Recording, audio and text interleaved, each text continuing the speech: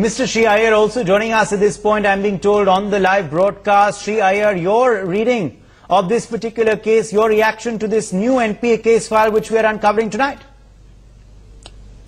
You know, we have written for the last few weeks now that you will never find a single cockroach, meaning that when the Nirav Modi scam broke out with PNB and then the ICICI kickback starter scams broke out, we said that there's more here than just a one-odd instance. So I think all these things are basically bearing us out that arbitrarily loans were given, probably at the behest of a very senior ministry official. And I think this is a real malaise, because what we don't know today is the real foreign exchange situation for India as a whole. Now with crude prices going up, I think the tide is going out and you will see who has clothes on.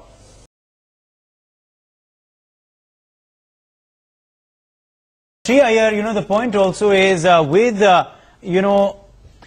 now bank officials also being booked for their complicity. Is that a good step as well? Because we've seen that in the Nirav Modi case with various PNB bank officials come under the scanner of the enforcement agencies. We're also seeing in other cases, high-level officials also being held accountable even if they moved out from the bank where the alleged fraud took place, and they moved to higher positions in other public sector banks, but still they're being brought to book today. Is that the need of the hour? Because in cases like this also, bank officials have not done their due diligence, and perhaps it's because of their complicity.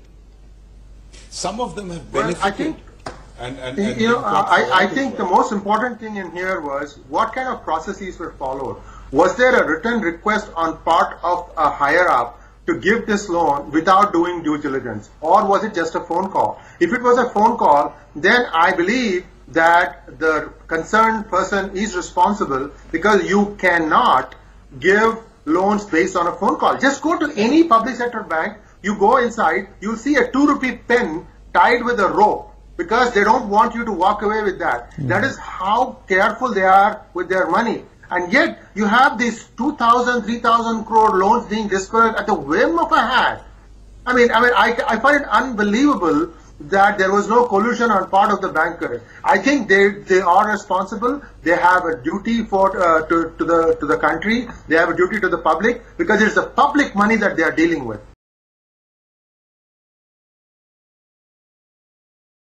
Sree Iyer, you have your hand up.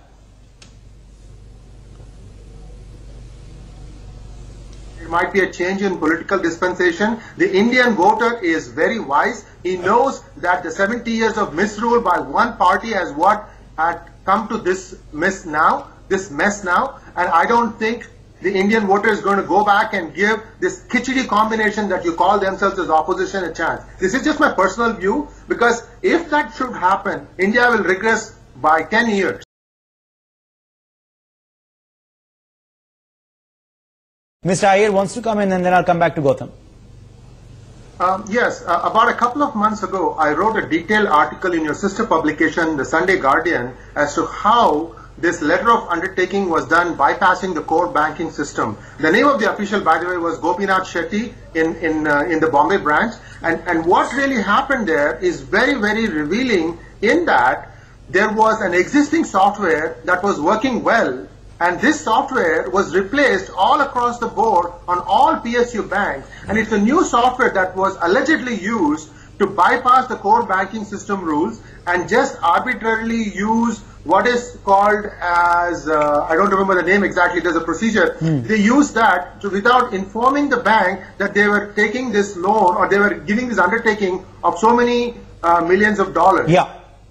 Now this reconciliation has to be done, and I think we have to bite the bullet, and we have to really find out how many more such bad apples are there. If you don't know the magnitude of the problem, how are you going to try and fix it? Okay.